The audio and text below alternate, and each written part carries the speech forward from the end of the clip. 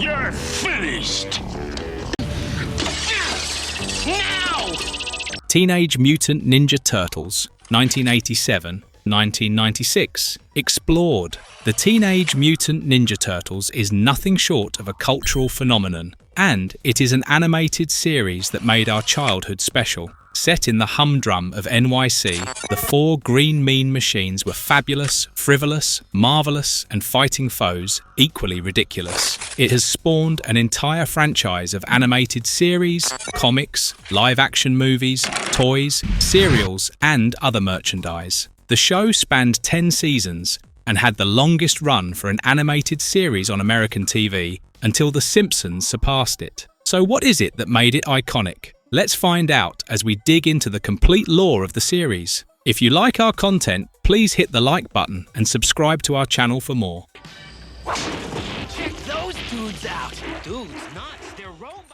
Season 1, Turtle Tracks. New York City is a place where crime is abundant and some absolutely bizarre. Channel 6 news reporter April O'Neil reports on the latest one involving the theft of scientific equipment from various laboratories and something most definitely done by ninjas. When she comes too close to discover the main man in the operation, he sends a gang of street thugs to take care of her. April runs into the sewer tunnel, where unexpected help comes from humanoid turtles. April can barely process the concept of talking to teenage turtles and faints on the spot. April's appearance is based on Fujiko Mine from episode 155 of Lupin 3 Part 2. The turtles bring April to their lair, where a giant talking rat again sends her into the unconscious, but she quickly recovers. The rat tells April the story of Hamato Yoshi, who trained in the Foot Ninja clan until a jealous man, Oroku Saki, made a fool of Yoshi in front of their sensei, who ousted Yoshi from the dojo.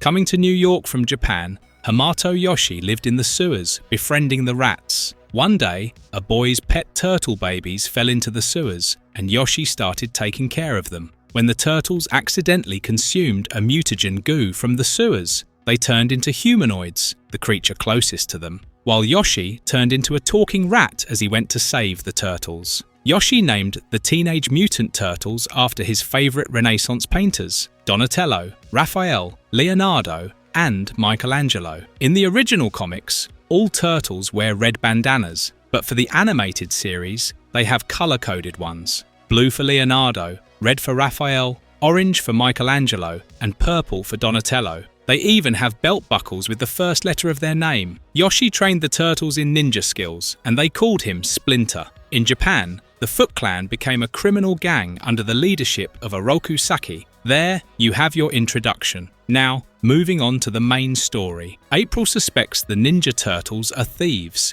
but the turtles claim otherwise and promise to help April find the real culprit. April promises to help them find a cure for Splinter and keep their secret from the world. However, walking the streets with 4 talking turtles is no easy feat, and April disguises them in trench coats and fedoras. The turtles have a weakness though, which is their love for pizza, and as they go for a pizza treat, April finds the thieves preparing for another theft. She gets abducted before she can inform her channel. Meanwhile, the turtles get worried when April doesn't return and follow the trail of her belongings to a building. They find April tied to a chair, but of course, there's a trap, and the ninja robots attack them. As the turtles take down the robots, Oroku Saki watches from secret cameras and recognizes the fighting style of the Foot Clan. Realizing that the turtles are trained by Hamato Yoshi, Oroku calls back his foot soldiers to the Technodrome. However, as they flood the building by activating the fire sprinkler, the turtles and April barely make it out. When they return to the lair, Splinter recognizes the uniform and that Oroku Saki is here. Jump for it!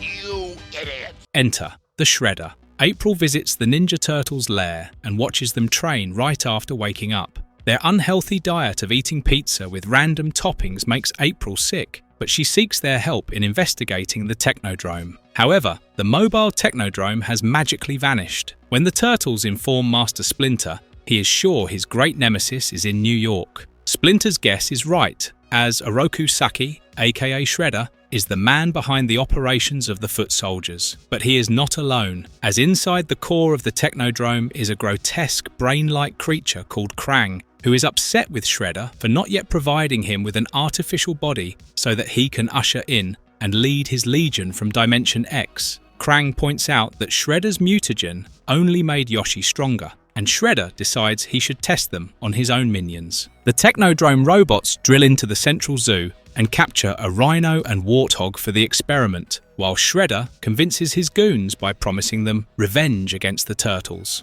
In the UK and several other European nations, the series was renamed Teenage Mutant Hero Turtles, as ninja was a controversial subject during that period. On the other hand, April is not having much luck with her channel, as she is sent to report on the stolen animals, and later, her camera crew refuses to join her investigative journalism. April informs the Turtles of the case in the zoo. For reasons incomprehensible, the Turtles disguise themselves as hip-hoppers, rocking some sick beats. Elsewhere, Splinter locates the Technodrome and gets abducted by it. The Turtles follow the trail from the zoo and end up at the door of the Technodrome, where they find Splinter's walking stick. They get attacked by several robots, and after making their way through every contraption, the four find Splinter strung up. As Leonardo tries to rescue Splinter, Shredder enters and introduces himself. James Avery voices Shredder and several other minor characters in this series. Shredder takes credit as the creator of the Ninja Turtles and offers them to work with him. Needless to say, the Turtles refuse, and Shredder summons his own mutated thugs, Bebop, turned into a warthog, and Rocksteady, turned into a rhino, to catch them. The Turtles escape from their clutches, rescue Splinter, and then lure the two thugs back into the zoo. April also gets her scoop as she arrives with her own camera set. She drives back the Turtles and Splinter as they promise to tell her the whole story. Donatello notes that the story is not over since Shredder is on the loose and seeking revenge, while Bebop and Rocksteady are also rescued from the cage. Hit me with your best shot. You bet I will. A thing about rats. The event of the previous episode has weakened Splinter, and as he recuperates, the Ninja Turtles decide to look for the Technodrome and make Shredder turn Splinter back into a human. Elsewhere, the Technodrome drills into an abandoned building, making it a temporary lair for Shredder. He uses bugs to spy on the scientist Dr. Baxter Stockman, whose latest invention, the Mauser robot, gets rejected by Ajax Pest Control Company. The device is able to sniff out rats and catch them. Shredder employs Baxter to make him a batch of the product and a master control so that he can use them to hunt Yoshi. However, Krang is not happy about it, as Shredder has not yet got him a body. As Shredder completely ignores Krang's whining, he solemnly wishes that Shredder's plan fails miserably. Once ready, Shredder sends 12 Mausers to check their effectiveness. The Mausers bores into the Turtles' lair and attack Splinter, but the rat has got his stick to defend himself. The Turtles also return from their futile attempt to find the Technodrome and help destroy the robots. They even notice the name Baxter Stockman imprinted on the machines and decide to visit April for information. On that note, April was made a reporter instead of a part-time antique dealer and lab assistant, as the role of reporter enabled her to pass on relevant information to the Turtles. April finishes showering and is about to relax when the unwanted visitors arrive at her home. April sends Splinter to rest while she promises to find data on Stockman and asks the Turtles to stay put. However, curiosity and frivolity overtake our boys as they create mayhem inside the apartment. We must applaud April's benevolence as she still provides the Turtles with Stockman's address. Since the first experiment sort of failed, Shredder had ordered Baxter to create 1,200 Mausers. After finishing up, Baxter Stockman wishes to go home, but Shredder appoints his foot robots to remove Baxter as he knows too much. Unlike other TMNT media, Stockman is shown as a Caucasian instead of an African-American scientist. The Turtles arrive outside Stockman's home and save his life.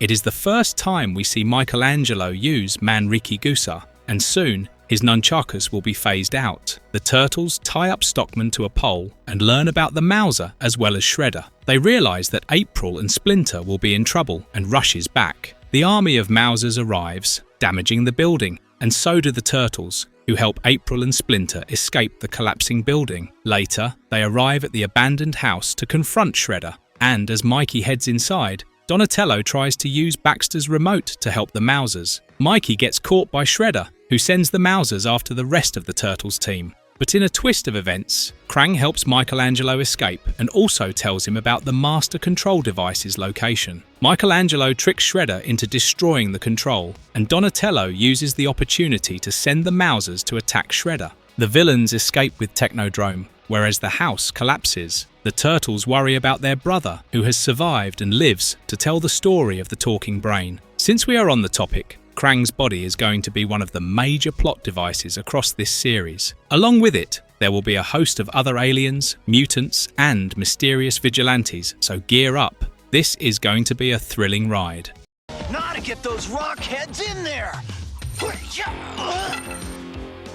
Hot-rodding teenagers from Dimension X, Krang has become impatient about getting a body and mentions his home, Dimension X, which gives Shredder an idea, and he decides to complete the trans-dimensional portal to retrieve the advanced weapons or help in fighting the Ninja Turtles. Krang remains apprehensive about what may come from the portal, and his fears come true when neutrinos in flying cars escape through the portal, followed by two stone warriors, General Trarg and Granitor. Bebop and Rocksteady mistakenly fire at the Stone Warriors until Shredder stops them, whereas the Stone Warriors are surprised to find their revered leader, Krang, as a bodiless brain. Krang explains he lost his body when he was banished, and it's a story we most definitely would love to hear. As for the Turtles, they have recovered Baxter Stockman's old van and refurbished it into their Turtle van. As they head onto the street, Donatello locates the Technodrome underneath the World Trade Center. However, the neutrinos suddenly burst out of a subway station, and the Turtle van follows them instead. The Stone Warriors also chase after the neutrinos, as Krang explains to Shredder that the neutrinos are young delinquents who like having fun and hate war. Basically, everything that Krang stands for. The neutrinos are definitely a fun bunch, but facing the equally chaotic Turtles is definitely a blast. As April drives around the van, the Turtles launch themselves onto the flying cars and bring them down. They quickly realise that they are all on the same side and enjoy spending time at the arcade, while April remains clueless. "We feel you, girl," and to add to her woes, the Stone Warriors suddenly burst in to catch the neutrinos. The Turtles come to the defences of their new friends and manage to escape, while the Stone Warriors release the weather satellite that can change the weather at a whim. The neutrinos tell Splinter and the Turtles about Krang being banished, and Splinter realises he is literally the brain behind Shredder's technology. Also, realising Krang's plan to bring the Stone Warriors to Earth, the team decides to send the neutrinos and the Stone Warriors back. It is worth noting that Season 1 is mostly adapted from issues number 1 to 3 from the original Mirage comics. And also, this is the only TMNT cartoon that has not adapted any other stories from Kevin Eastman and Peter Laird's comics. In the meantime, the weather ball has covered the streets with snow, and the Turtles must hurry. The Turtles, April, and the neutrinos arrive at the Technodrome and fight with both Shredder's goons as well as the Stone Warriors. Although the neutrinos were not really willing to go back, the Turtles sent them home along with the Stone Warriors. The Turtles also disable the weather satellite with the help of a flying car that the neutrinos have left behind as a gift for their new friends. Now that they have lost once again, Shredder finally agrees to get Krang a body. Back in the sewer, April reads a story to the Turtles as they surrender to sleep.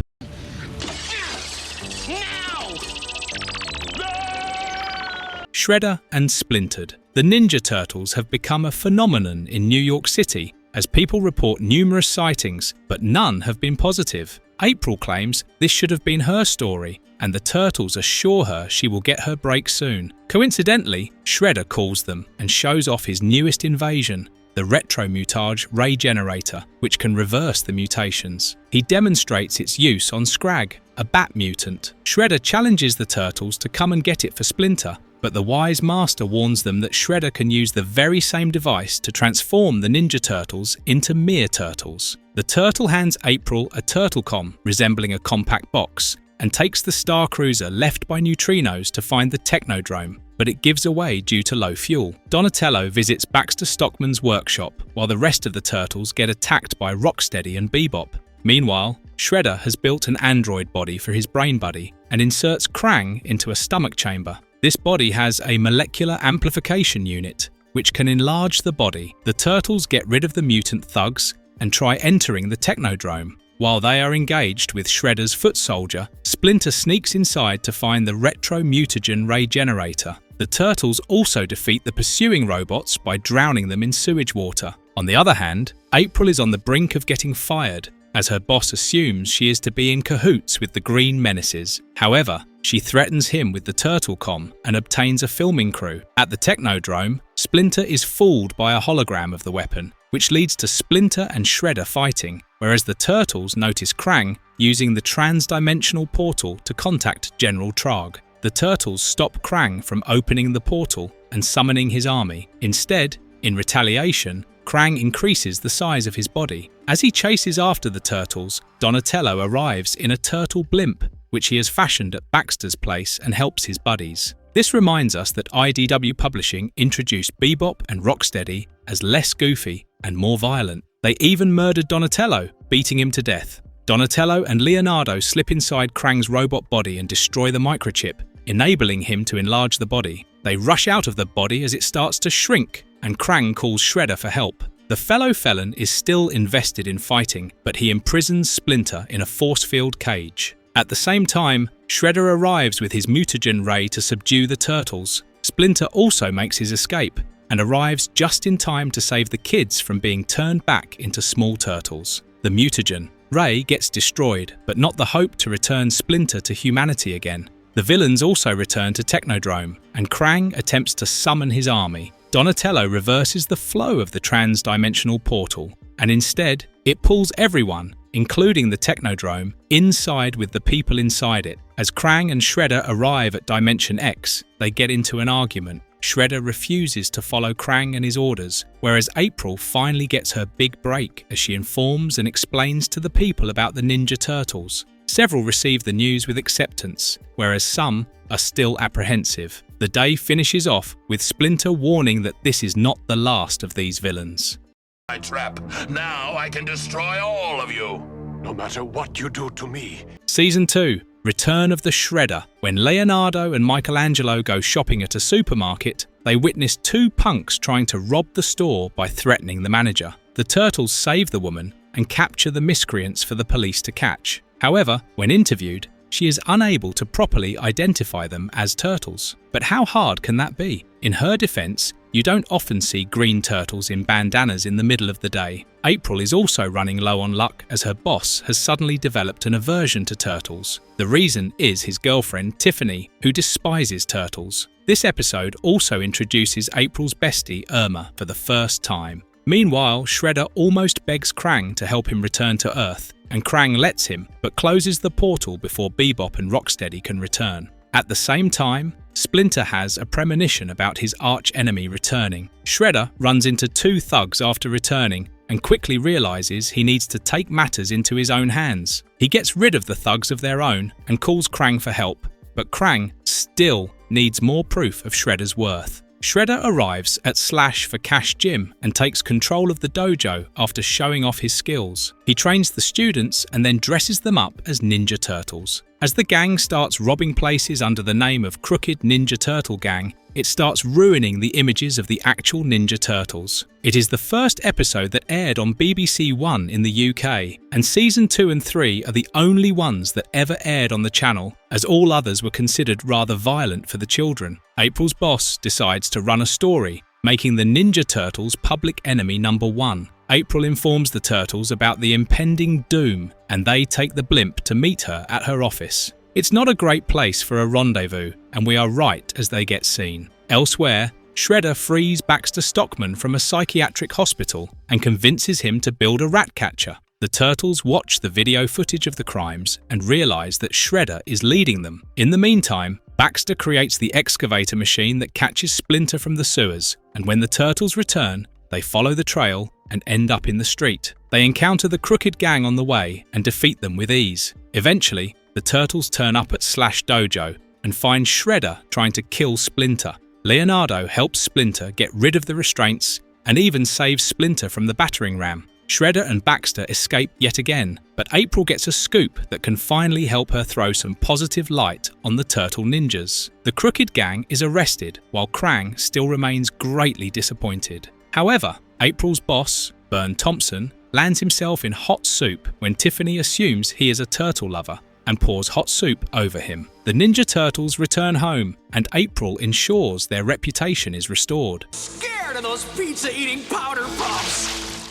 Yeah, Raphael. The case of the killer pizzas. Krang has probably lost his patience and sends eggs from Dimension X to Shredder. The plan is to place the meatball-shaped eggs onto pizzas that the Ninja Turtles will consume. Shredder and Baxter decide to use the local pizza bake-off to serve their targets, whereas Splinter realizes that the flyers are from Shredder and warns the team. April and Irma also arrive at the bake-off. As Irma runs away from a man who wants to date her, April gets rid of the man with the Turtles' help and promises to enter them for the lucky free pizza draw. The Turtles are also on the lookout for Shredder and notice him trying to escape into a kitchen. Baxter places the meatballs on the pizza and then heads onto the stage to announce the lucky draw winners. However, while the Turtles run off to confront Shredder, the pizza maker receives a rush order and sends the batch out for delivery. The Turtles follow Shredder and subdue him with pizza. Okay, this might be one of the silliest plots, but hey,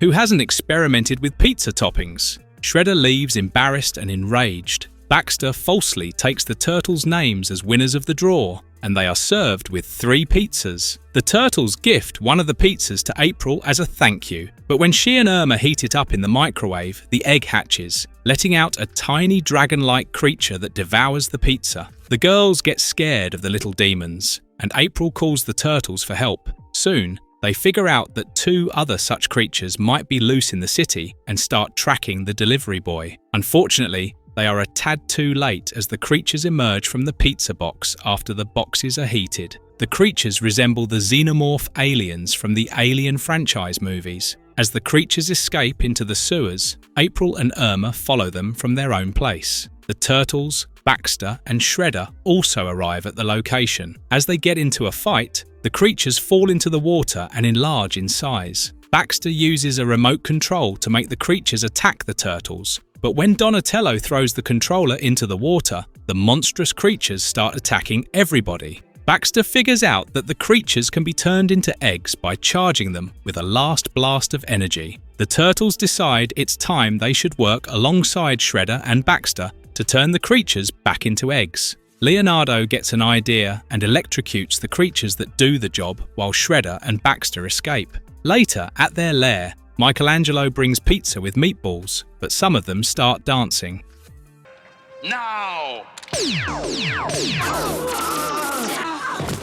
Splinter no more. As Splinter remains in a low mood, the Turtles realize he must be missing being a human, and they are right. Donatello cooks up a concoction made of the remnants of the mutagen that transformed them and Splinter. Donatello sprays Splinter with the new solution, changing it back into a human. Now transformed back into Hamato Yoshi, Splinter decides to take a stroll outside, whereas the Turtles remain doubtful about whether he will ever return to the sewer. Meanwhile, while covering the news in the library, Ariel spots Bebop and Rocksteady enter. Of course, a library is the last place we can expect our Dumb and Dumber duo, so yes, something is up.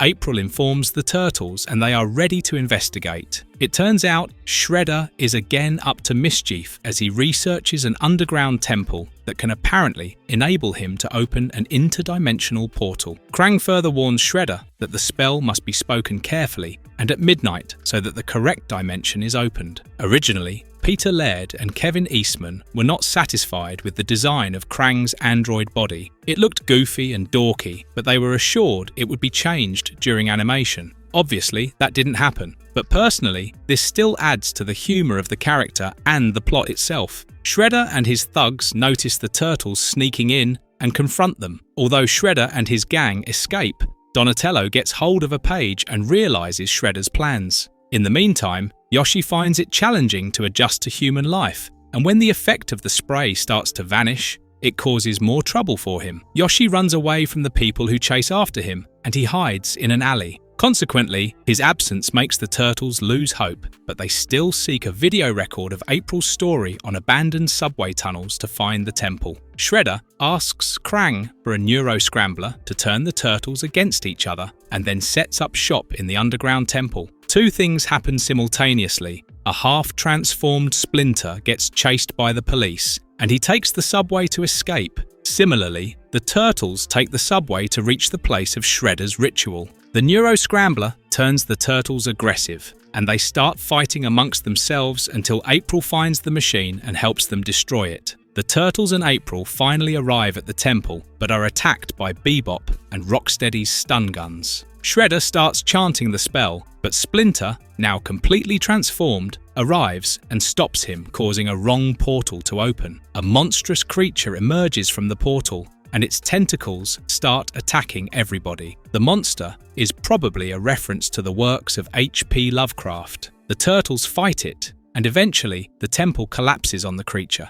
killing it. The villains escape once again, and later, Splinter assures the Turtles that he is happy being an animal, as he is not satisfied with the way humans treat each other. He also points out that being Splinter once again enabled him to save the Turtles. Crooks are finished. Wrong, Shredder. You're the one who's finished. Season 3, The Maltese Hamster. This noir-style story begins with Donatello's epic narration as the Ninja Turtles huddle through the streets in their usual trench coat and fedora. The crime in question is a robbery, which has become rather common across New York as mobsters equipped with advanced weapons and armored cars are attacking banks. April tells the Turtles that police have identified the culprit as Tony the Butcher Vivaldi, a notorious mobster who hangs out at a nightclub called Meat Rack. As they are about to part ways, April notices a cute hamster statue on the window of an antique shop and proceeds to buy it while accompanied by the Turtles. The shop owner sends a young delivery boy to take the statue to April's apartment. After April and the Turtles leave, Butcher and his gang enter the shop and demand the hamster statue. When the shop owner informs them that it's sold, they start destroying the shop. Michelangelo finds a quarter and returns to the shop to buy the antique pizza maker that he eyed.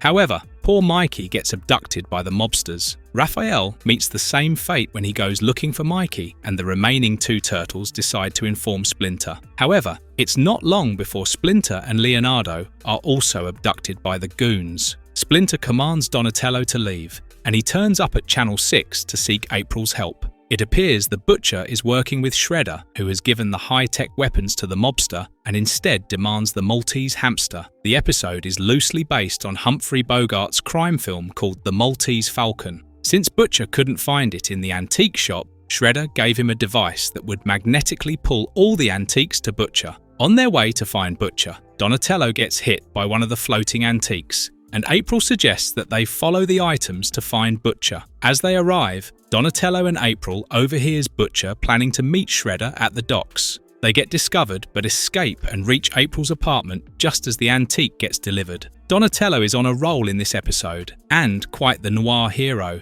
as he appears inside a fake TV right in Butcher's lair and makes a deal to exchange the hamster statue for his friends. But before that, Donatello learns from Butcher that the hamster statue contains the secret formula of an explosive that was created by the most brilliant and the only scientist on the island. At the time of exchange, Shredder shows up at the dock, while Butcher and Donatello also arrive. However, April melts the statue with a laser gun just as it reaches Shredder's hand. Donatello frees his buddies, while Shredder flees after taking back his weapons. The Turtles tie up the gangsters and leave them for the police, while Donatello picks up his narration of the day's affair. The old switcheroo. In this classic story of Body Switch, we see Byrne sending April to follow up on a case of someone lurking in the cybertech laboratory. The Turtles are so far busy checking out Donatello's newest invention, an automatic pizza maker. The enormous machine malfunctions when the Turtles put it on maximum power, and Leonardo is injured when pieces of the machine fling off. When April calls the Turtles to inform them about Shredder and his gang snooping around in the lab, Splinter joins the Ninja Turtles in their endeavor. Meanwhile, Shredder catches April spying on them and is about to nab her when the Turtles arrive to save her. Shredder and Splinter get into a fight, which takes them underneath a machine. Rocksteady and Bebop start firing a laser, and a ray hits the machine, which hits both Splinter and Shredder, knocking them down. The two groups rescue their respective master and head back, unaware of the fact that Saki and Yoshi's bodies got switched. As a result, Shredder becomes uncharacteristically well-behaved, which surprises Rocksteady and Bebop. Yoshi, as Shredder meets Krang and tries to learn how switching personalities works, all while Krang becomes suspicious and decides to scan Shredder's brain. Yoshi successfully fools Krang, but is sent out to reattempt the previous mission. In the actual comic book, Hamato Yoshi and Splinter are two different people. Splinter was, in fact, Yoshi's pet rat. This was used as a plot device by Nickelodeon. Meanwhile, Splinter's sudden change of attitude to a rude personality disturbs the Turtles. Shredder, as Splinter, humiliates the Turtles and forces them into numerous exercises and chores. He even behaves rudely with April, throwing her out of the lair. But that's not all. The Turtles are surprised to see Splinter eat pizza, which he previously despised. Also, Splinter's fighting style doesn't match what it was. The Turtles follow April out to investigate, but are confronted by Shredder and the gang. With much difficulty, Shredder is finally able to reveal his true identity to the relief of the Turtles. They return to the sewers and lure a fake Splinter by promising him to finish Shredder. All of them head back to the Cybertech lad. The ensuing fight again leads Shredder and Splinter to the machine. Once again, a beam from Rocksteady's gun causes the machine to react. And finally, Splinter and Shredder return to their original bodies. They are again taken back to their homes by the Turtles and the Miscreants. When Splinter wakes up, he refuses the pizza, indicating the experiment has gone right. Reach the knob! Got it! The fifth turtle. Donatello's latest scientific interest is in astronomy, but he is interrupted by the news that the mozzarella stock has finished. While returning from shopping, Donatello and Raphael are cornered by a bunch of hooligans when suddenly a young boy in a turtle costume appears before them. The boy Zack proves to be more of a menace as he stumbles to the ground before attacking and even accidentally knocks the turtles. The turtles still take care of the goons and ask Zack to leave. However, Zack gets hold of Raphael's turtle comm and decides to prove his mettle. Meanwhile, Krang is up to no good as he informs Shredder and the others about a rare planetary conjunction. When the light from the conjunction hits Capsidium crystals, it generates enough power to lift the Technodrome to the surface. Krang sends Shredder, Rocksteady, and Bebop to retrieve the Capsidium crystals from Marconi Labs. Soon, Irma and April are notified about a break-in at Marconi Labs, and according to the descriptions, it's none other than Shredder's two faithful henchmen. April informs the Turtles of the same, asking who should listen to the conversation. Well, of course,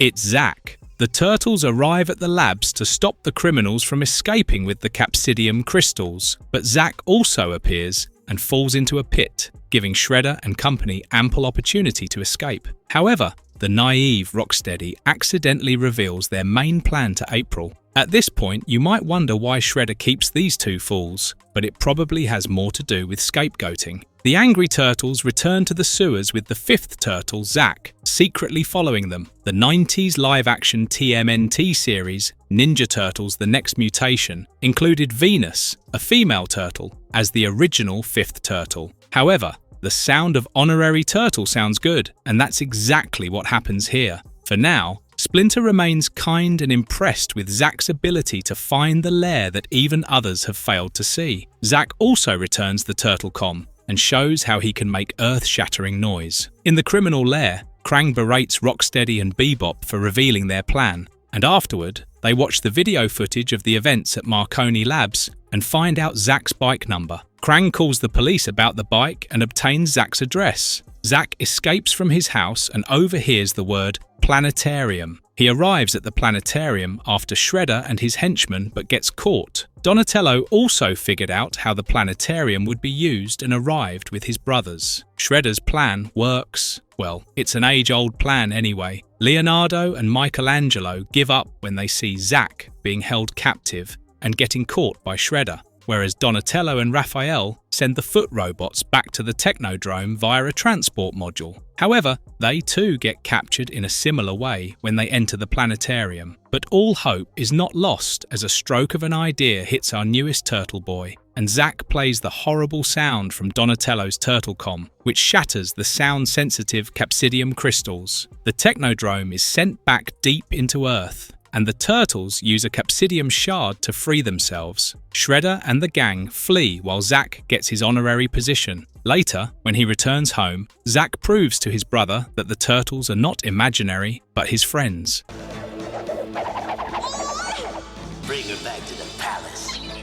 Enter the Rat King. On his way to the office, April's boss, Byrne, gets attacked by rats that earn him tickets. He orders April to do an editorial on the city's rat problem. The Ninja Turtles are also facing similar issues, as it appears that rat infestation has taken over New York City. Irma and April also get attacked by a swarm of rats as their car tires get chewed out, and they are chased by the rats until they catch a bus to flee. April makes it just in time with the report, but gets abducted on live TV as she vanishes into thin air. The Turtles visit Channel 6, and Irma tells them it's probably the rats. It's revealed that April got kidnapped by a man calling himself the Rat King. The Rat King is definitely not happy with April's report and throws her into a cage. He then proceeds into the Pied Piper mode as he uses his flute to make the rats dance to his tunes. However, isn't there a larger rat we should be worried about? Splinter joins the Turtles to look for April in the sewers and starts experiencing something but overcomes it. Trouble is still just around the corner as April blabs and accidentally discloses about Splinter, which intrigues the Rat King. The Rat King's design is altered for the animated series, as in the Mirage comic, he appears to be a hideous fellow. He is also just a guy living in the sewers. The Rat King appears before Splinter and the team. He uses the flute to control Splinter and commands him to attack the Turtles. The Ninja Turtles can barely stand their ground against their master, and Leonardo decides he won't retaliate. Splinter goes for him and accidentally breaks a pipe, which removes the Rat King's control over him, but he still feels embarrassed by the situation. This is the first episode without Shredder, but it's not much fun without Shredder. On the other hand, Irma follows up on news reports and realizes the Rat King got April. She drags Vernon to investigate the sewers, but he runs away at the sight of a mouse toy. Meanwhile, April escapes the cage and tries to find a way out. April comes across the Turtles, while Irma comes across the Rat King. The Turtles and April hear Irma's voice and rush in to save her, but the Rat King uses soda pop bombs to threaten them. When a bomb accidentally falls on the water, the Turtles and the girls flee in one direction, while the Rat King in the other. Later, Donatello shows the rest a trap he created to catch the Rat King, but so far, it only catches Donatello the Turtle. Michelangelo!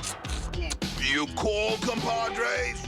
Cowabunga Shredhead. Michelangelo has developed an addiction to pizza, and Splinter realizes it's high time to hypnotize him so that he does not crave pizza anymore. Meanwhile, Shredder has developed a new plan to conquer the Turtles by creating a holographic clone of Michelangelo and using it to infiltrate the Turtles' lair. Krang has uploaded all Michelangelo-related data into a floppy disk and handed it over to Shredder for use in creating the clone. However, when Rocksteady and Bebop place the disc from the wrong side, the machine malfunctions and Shredder is hit by a laser ray. It makes Shredder assume the persona of Michelangelo, and he ends up in the Turtles' lair. The Turtles and Splinter are shocked but realize that Shredder thinks of himself as Michelangelo. Splinter further hypnotizes Shredder to get a better understanding of what happened, and it brings the Shredder persona back. As Shredder lurches after Splinter, the Turtles holds him, and Splinter takes Michelangelo's name to turn him back into the dorky turtle. Splinter recommends the Turtles call Shredder you-know-who,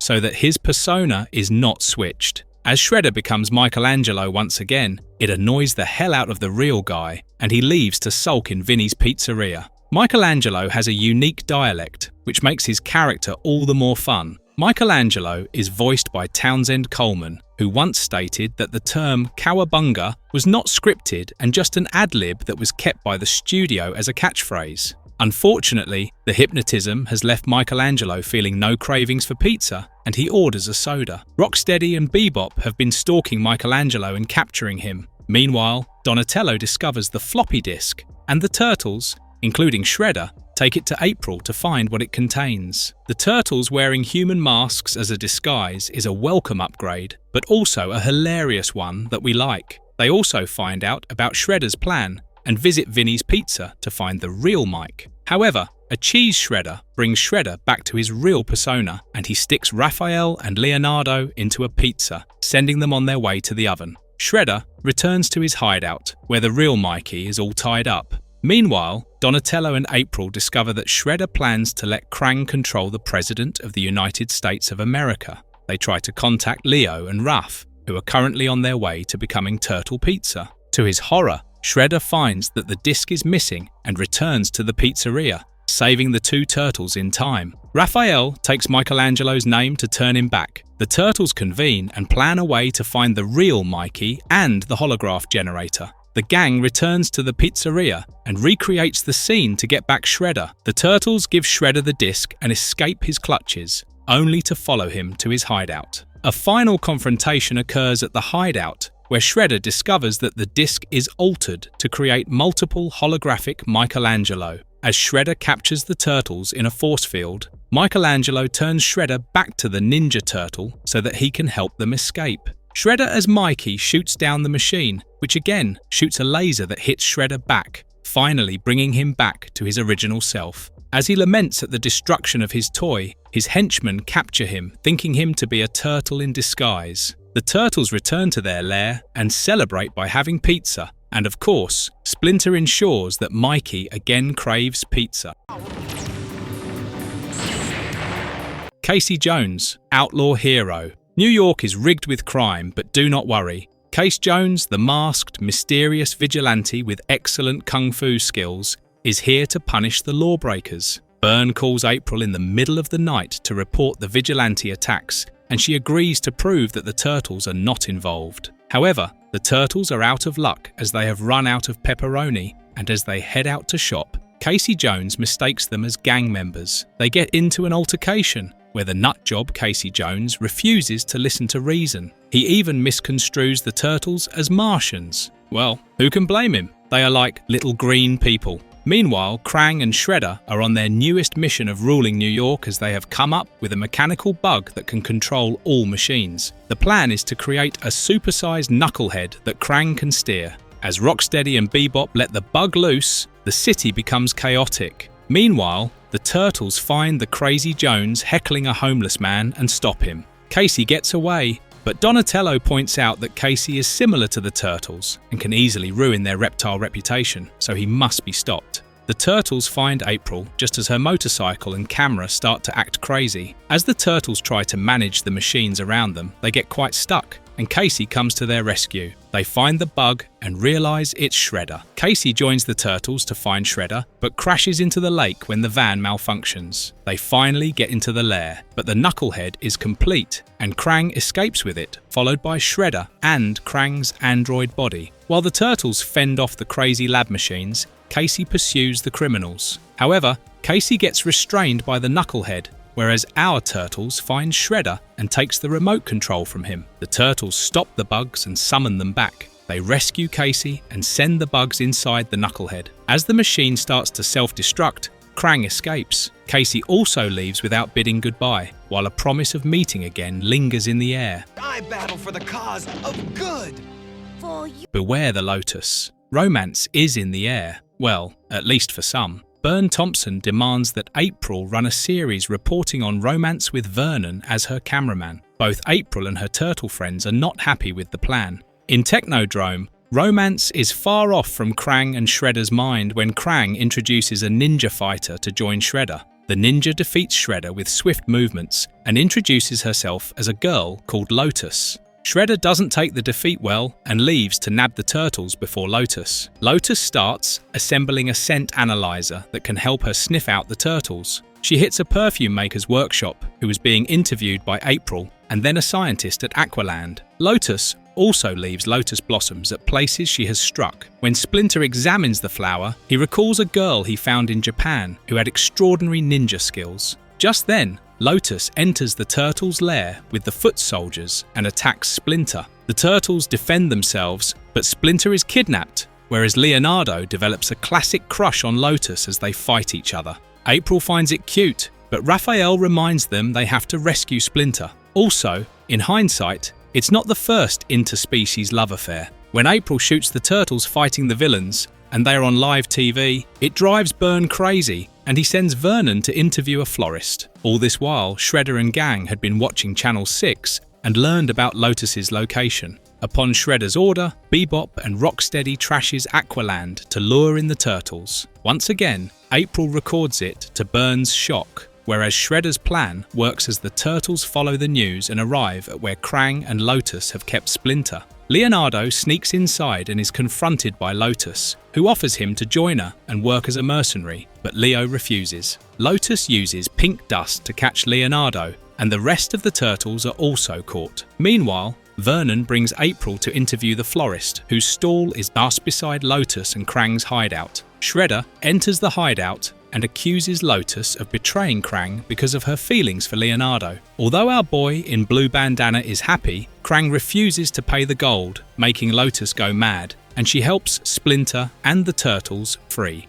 As the foot soldiers start falling in the background, April also gets her breakout story. The villains are forced to retreat, while Lotus bids everyone goodbye as there is no gold in goodness. Later, she visits the turtles' lair under the guise of a pizza delivery boy to deliver a mope Leonardo with a pizza topped with a lotus blossom.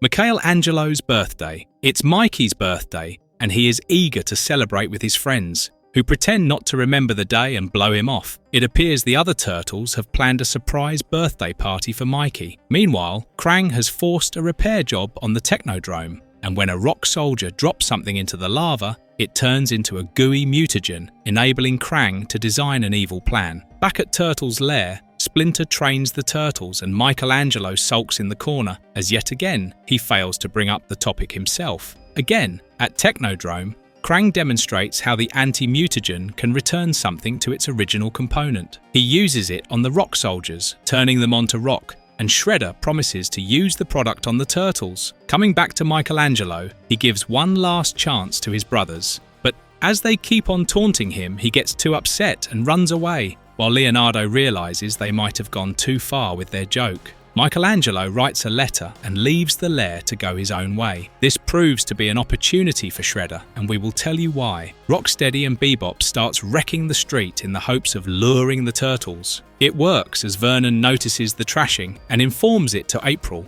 who then alerts the turtles. As they gear up for the party, the turtles realize Michelangelo is missing, and Sensei Splinter shows them the letter. The turtles leave to find Michelangelo, but to no avail. The three turtles confront Shredder and his goons as Shredder tries to spray them with the anti-mutagen. The turtles escape being hit and force Shredder to retreat. However, Shredder comes across the lonesome Michelangelo and takes him captive. The villains strap Mikey to a flush-o-matic machine, while the acidic mutagenic component is placed over him. Shredder makes his minions use Mikey's turtlecom to call the other turtles and lure them to where Mikey is kept. Meanwhile, Michelangelo escapes death by an inch as he forces himself out of the flush-o-matic moments before the acid falls on him. He comes across Splinter on the way and learns what has happened. Raphael, Donatello and Leonardo appear before Shredder to get their brother, but are shocked to learn their brother has turned into a green goo. Shredder takes the opportunity to spray the anti-mutagen, but it only bloats up the Ninja Turtles like 3 balloons. The first wind gets onto Shredder's head, and he immediately cuts ties with Krang and his minions. However, Shredder has spoken too soon, as Michelangelo and Splinter arrive, forcing Shredder to escape once again. Michelangelo gets heartbroken to find his brothers floating, but Splinter uses mothballs to bring them down to normal. At the end of the day, Splinter, the Turtles, and April surprise Michelangelo with a real birthday party. Well, what do you know? A flying rhino. The gang's all here. The Ninja Turtles catch a mugger trying to rob an old lady, who is none other than Rocksteady and Bebop in disguise. The mugger escapes, and the old lady gifts the boys a bag of chocolate chip cookies. Donatello gets suspicious and decides he must examine the cookies in his lab, and he is right. It's a form of anti-mutagen that's supposed to turn the turtles into a much inferior animal humans. While the rest fantasize about the things they can do as humans, Donatello dumps the cookies in the bin, while Splinter points out that as humans, they will be weaker and leave the fate of the city to the likes of Shredder. Meanwhile, Shredder and his minions gloat over their ingenious plan, until Krang sends Rocksteady and Bebop to steal a ship of electronic parts. April is also sent on a new mission to report on the city gangs. and she decides to infiltrate them. Despite all the warnings, Mikey Boy cannot really pass on food, and he tries out one of the cookies that turns him into a human kid. However, Michael J. Angelo quickly realizes that being human is overrated. He spots April in her punk avatar as she tries to join a random gang. Lugnut, the leader, accuses April of snooping and agrees to take her in if she defeats the very muscular Jersey Red. April has luck on her side as Michelangelo briefly turns into his turtle self and helps April beat Red. Lugnut is still not satisfied as he demands April steal from a person. Michelangelo sneaks into April's apartment and she is unable to recognize him. But once again, Mikey turns into a turtle, temporarily allowing her to help him. Meanwhile, Splinter informs the rest of the turtles about Michelangelo just after the cookies blow up. Donatello starts cooking up an antidote before they go looking for Mikey. April's challenges also never seem to end as Bebop and Rocksteady turn up to meet their old gang members and ask for their help in robbing the ship. April tries to sneak out and radio the police, but she gets caught. Michelangelo tries to save her, but he turns into a boy again. Fortunately, the rest of the turtles turn up and stop the gang with some swashbuckling. They also turn Michelangelo back to turtle permanently before he goes boom. April impresses her boss with her report, while the turtles treat Michelangelo with chocolate chip cookie pizza, much to his chagrin.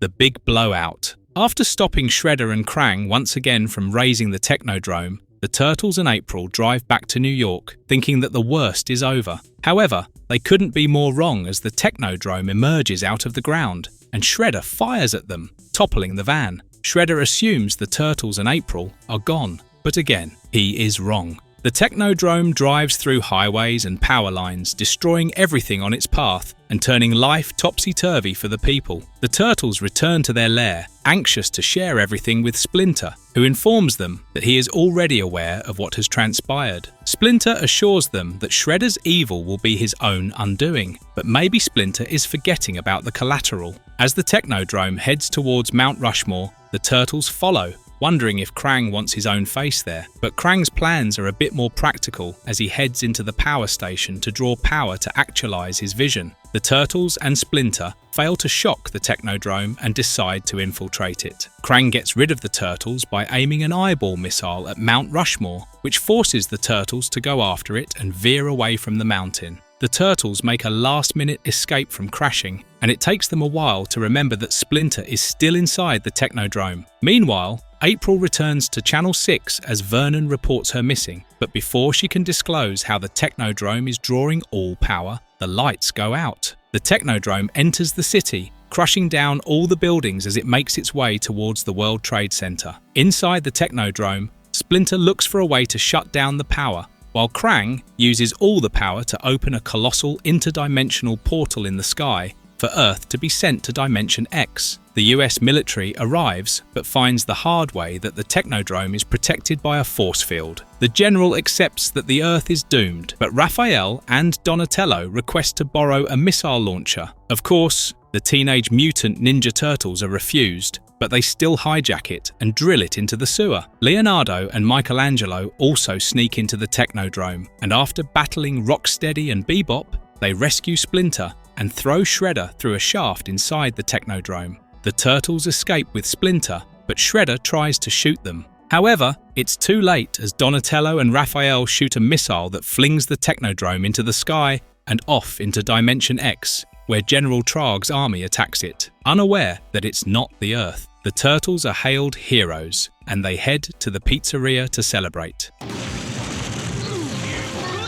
Season 4, Plan 6 from Outer Space. The Technodrome and its inhabitants are stuck in Dimension X after the events of the Season 3 finale. Krang is devastated to find his Technodrome in ruins and in need of repair. Krang plans to send Rocksteady and Bebop back to Earth so that they can bring the Channel 6 building to Dimension X, while Shredder is ever hopeful to get his revenge on the Ninja Turtles. Back on Earth and deep within the sewers, the Turtles make a case for a European vacation, but Splinter is skeptical. However, life has returned to normal. Well, almost normal, as Michelangelo discovers the horrible truth. They are out of pepperoni! The Turtles decide to visit the topside to get the ingredients, while Rocksteady and Bebop arrive almost at the same time. At first, they activate the Pretendicon robot, which takes the appearance of Splinter and leaves looking for the turtles. They also change clothes to look like professionals and enter the building. However, the only jobs Rocksteady and Bebop could find were janitors.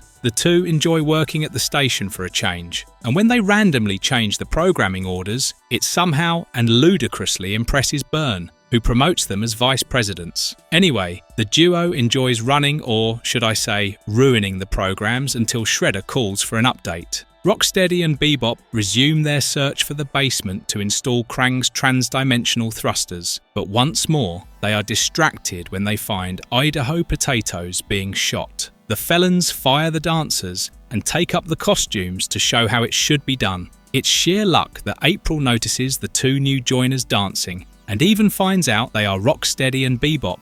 However, she too gets caught and is forced to show the basement. Meanwhile, another crisis called a robot Splinter hits New York. The Turtles fail to find Pepperoni, but come across the robot Splinter. They try to stop the robot, thinking of him as the real guy, and follow it as it spreads mayhem in New York. In Channel 6, April shows the thugs the wrong door and escapes into an adjacent room, but the frequency matches with Splinter, and April informs him of what has transpired. Splinter then calls the Ninja Turtles, who are currently busy preventing the other Splinter from letting out all the wild animals of the zoo. It takes a few seconds, but Turtles realizes that they are dealing with a fake. Donatello lets the van crush the robot, and now they go on their way to save the damsel, who gets caught again and gagged. The dumbheads finally place the thrusters, and the building lifts off a bit before falling down again. The Turtles rescue April and use the thrusters to send the thugs back. The episode ends with the Turtles winning a trip to Europe, which is a prelude to the Vacation in Europe side season.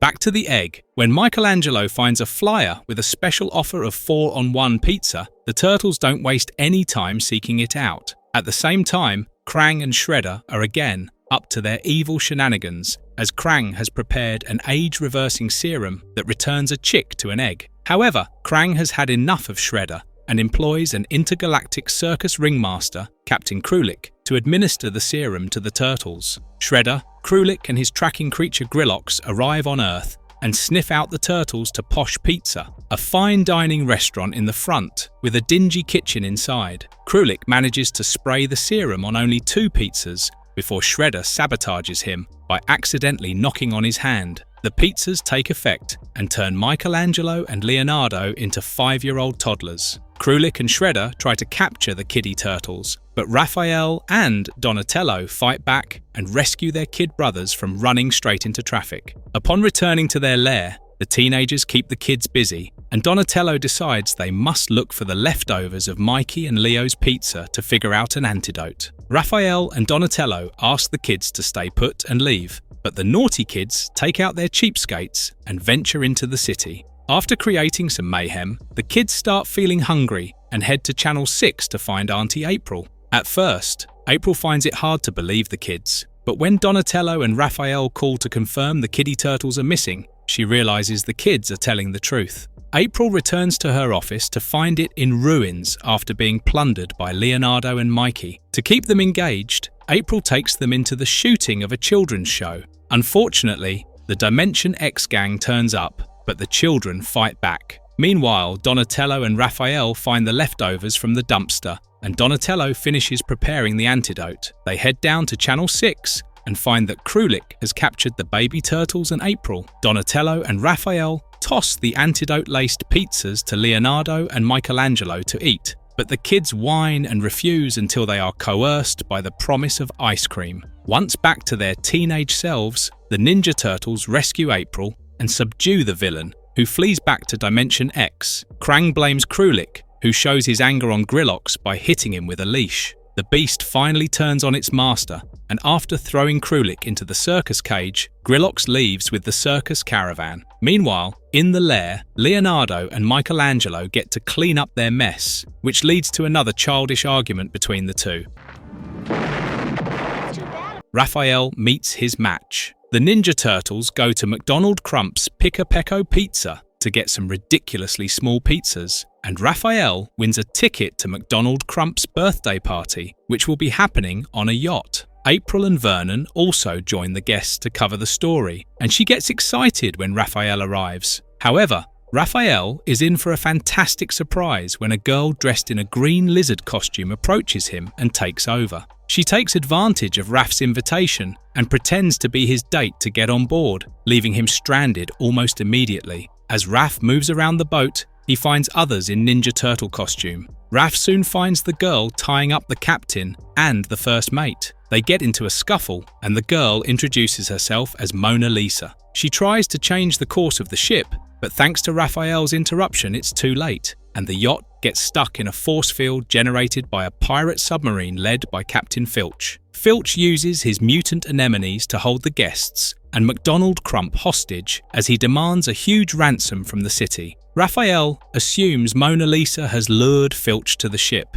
Mona Lisa protested, and soon they escaped from the cabin after using the captain and the first mate as bait for the anemones. As Raph and Mona Lisa hide inside an escape boat, they notice April and Vernon. Raphael has already explained to Mona Lisa that he is one of the real Mutant Ninja Turtles, and now it is Mona Lisa's time to go into flashbacks and reveal her truth. She recalls being a college student who got kidnapped by Filch during a research trip on the sea. Filch brought Mona Lisa to work on his machines, but when she tried to secretly destroy it, she got caught up in an accident and turned into a mutant salamander. Raphael tries to contact the other turtles, but as water has gone inside his turtle comm, Raph cannot contact them. April goes to radio the turtles, but she gets caught and broadcasts Filch's demands on TV. The turtles in the lair watch the news and rush out to rescue their comrade. Meanwhile, Mona Lisa tries to exact revenge on Filch and blows up Fleish's submarine. The turtles arrive in their blimp,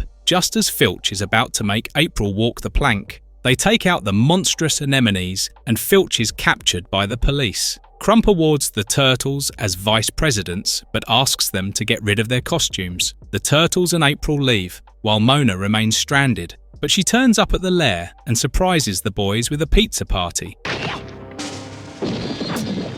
Slash, the evil turtle from Dimension X. While Krang and Shredder work on a super mutagen, they put Rocksteady and Bebop in charge of the cleaning business. Tired of doing menial jobs and chores, the duo decides to create their own mutant to help them with their task. Bebop reveals he has a pet turtle called Slash and pours the mutagen on the turtle as he hangs around his favourite palm tree toy. On Earth, the Ninja Turtles run into problems of their own as Fenton Q. Hackenbrush, a notorious developer for Donald J. Lofty, starts tearing down the sewers for his own redevelopment project. The Turtles retaliate, infuriating the developer, who promises to come back. While Fenton claims that his sewers project is for helping the people, it is not really as altruistic. The Turtles finds out that Fenton is planning to build a luxurious condominium in the underground. As the Turtles venture outside in disguise, Donatella calls April and asks her to meet them. Meanwhile, Rocksteady and Bebop make the new mutant turtle Slash do their chores and use his favourite toy to control him.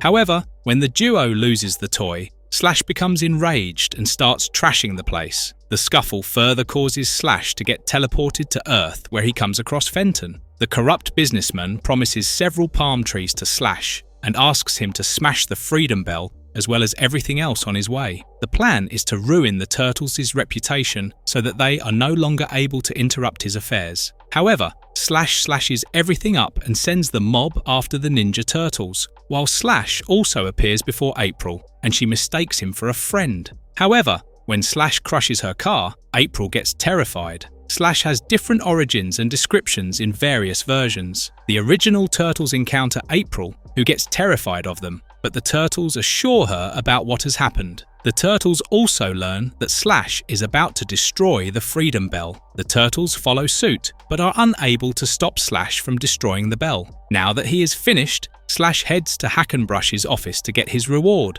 In no time, Slash learns that Hackenbrush has double-crossed him. Slash takes the robot and decides to crash into the city as revenge. Back in Dimension X, Krang and Shredder learns about Slash from Bebop and Rocksteady and berates them for not informing them about Slash sooner, as they could have used him. Rocksteady and Bebop arrive on Earth in a Techno-Wing to get back Slash, but the Turtles steal the Techno-Wing and use it to stop Slash from dumping waste in the city. Slash's rocket enters Dimension X and dumps the trash on Technodrome instead, whereas the Turtles disclose Hackenbrush's plans in front of Mr. Lofty, who fires him. What's going on? Donatello makes time. Michelangelo, Raphael, and Leonard wait impatiently for Donatello to finish making his newest invention, which they assume is a new pizza-making machine, but it's actually a machine that stops time. Donatello uses it on rats and then invites Splinter to demonstrate it. Donatello uses the machine to freeze Michelangelo and Leonardo, while the Turtles test out the invention. A crazy scientist, because scientists are mostly crazy, spies on them. Mad scientist Lloyd Cycloid believes the machine will help him in his endeavour to create a satellite that will turn the rest of humanity stupid, enabling him to rule over them. As the Turtles go to the kitchen to eat some pizza, the scientist steals the time-stopping machine, but it sounds the alarm, and the Turtles catch him fleeing. The not-so-stupid Cycloid uses the machine to freeze the Turtles in air and leaves. He then visits a museum and steals the Egyptian statue of Tutankhamun. Although the bust is supposed to be gold, Cycloid reveals it's made of iridium, which he needs for his project. As April covers the news, Splinter watches the theft and realizes that time was stopped for a while. He finds the Turtles frozen and the machine stolen, but soon the Turtles unfreeze and realize what has happened. Next, April and Vernon cover a scientist about to demonstrate the use of a powerful laser gun. The unstoppable Cycloid also visits the lab and steals the laser gun, after freezing the scientist and April. The reporter returns to the sewers and informs the Turtles of the theft, and a desperate Donatello leaves on his sewer ski to find and confront Cycloid. However, Cycloid notices Donatello arriving and hits him with the time stopper. The nutcase dangles Donatello over toxic slime and ties him to a door, so that if anyone comes through it, Donatello would drop into the pool. Cycloid then gets into working his machine, but Donatello manages to sabotage it. Meanwhile, the rest of the Turtles also follow the trail left by Donatello and arrive at the mad scientist's rickety house. Donatello tries to stop them, but the Turtles break through the door. Leonardo uses the time stopper to freeze Donatello and saves him, while Cycloid is delivered to the authority. Back at the lair, Splinter asks Donatello what he should do with the time stopper, but before he thinks, the rest of the brothers destroy it for good. The Dimension X story. The episode begins with the Turtles taking on a great mission to rent the only copy of Snow White and the Seven Samurai. With Shredder and Krang stuck in Dimension X, Turtles have fewer crimes to fight. The same goes for April, as she has fewer things to report for, and Vernon has his own talk show to host, where he talks on controversial subjects. However, Shredder still bides his time to get revenge on the Turtles, and now he plans to bring them to Dimension X to finish them off. To lure them, Shredder sends a message to the Turtles through the televisions of New York. Unfortunately or not, April, Irma and Vernon also catch the broadcast and set out to cover the story. The Turtles arrive at Southside Dump, and Vernon arrives there to interview them. A whirlwind appears out of nowhere and sucks in Vernon, followed by April and Irma. Raphael and Michelangelo also let go of the trash they were hanging onto and get sucked by Shredder's dimensional teleporter, leaving Donatello and Leonardo stranded in the junkyard. The interdimensional travelers arrive at the Technodrome but manage to escape the asteroid where it is stuck. They get chased by Rocksteady and Bebop, but the neutrinos arrive and rescue them. Moving on, Donatello tries to build his own portal, but he needs a power transformer and finds one in the Channel 6 building. In Dimension X, the neutrinos inform the visitors that the only portal for making it back is in the Technodrome. The group infiltrates the Technodrome, but Shredder and his goons are waiting. The Turtles fight their foes and send them through Technodrome's laundromat. However, no amount of washing can clean these fellows. Meanwhile, Vernon becomes intolerable as he escapes with April's camera to shoot something controversial. The group manages to connect with Leonardo and Donatello through the trans-dimensional radio and learns that Donatello's portal is ready to bring them back. However, it can fall apart at any moment, and yet April points out that they have to get Vernon first. The neutrinos suggest that Vernon might be seeking a story in the Pleasure Dome, and sure enough, they find him there. However, as Vernon gets dangled by plutonium miners, the Turtles come to his rescue, while the rest of the gang gets captured by Rocksteady and Bebop. Krang has discovered that the asteroid they are stuck on has a dormant volcano and intends to use it to free the Technodrome. Although Shredder is upset that his thugs haven't got the turtles, he still orders them to keep the captives inside the volcano so that they are blown up along with the eruption. However, Mikey and Raph arrive in time and reposition the explosives to foil Krang's plan. The neutrinos leave and Donatello finally brings back the rest to Earth, while the lava from the eruption further traps the Technodrome as it sticks to the mountain. Later, Byrne gets mad at Vernon for mostly recording his own stupid face but loves April's story. Meanwhile, Splinter warns them that Shredder will not rest, but at least the turtles have friends everywhere, and neutrinos call them to say goodbye. Splinter vanishes. April reports on the theft of a robotic control microchip, but it's curious that someone has chewed through the alarm system and broken a titanium door. As the turtles rush off to relay the news to Splinter, they find Sensei and his belongings gone, with only a tape remaining with his message. The recorded message from Splinter informs the turtles that he will no longer be their master, and orders them to go their individual way. After much debate, the turtles decide to respect Splinter's wishes and split. The news of the split reaches the Rat King and his newest partner, Leatherhead, the mutant alligator. They rejoice at the opportunity to use this diversion as a way to get revenge and conquer the city. After a few days, we find Raphael working as a singer for hire, Leonardo running his fitness classes, Donatello working in a fix-it shop, and Michelangelo getting fired from several cooking shows. April is also facing a hard time as Byrne sends her to cover a rich kid's birthday party where she meets Raphael. One by one, April meets the boys, but while at Donatello's, she gets Stink from the Rat King,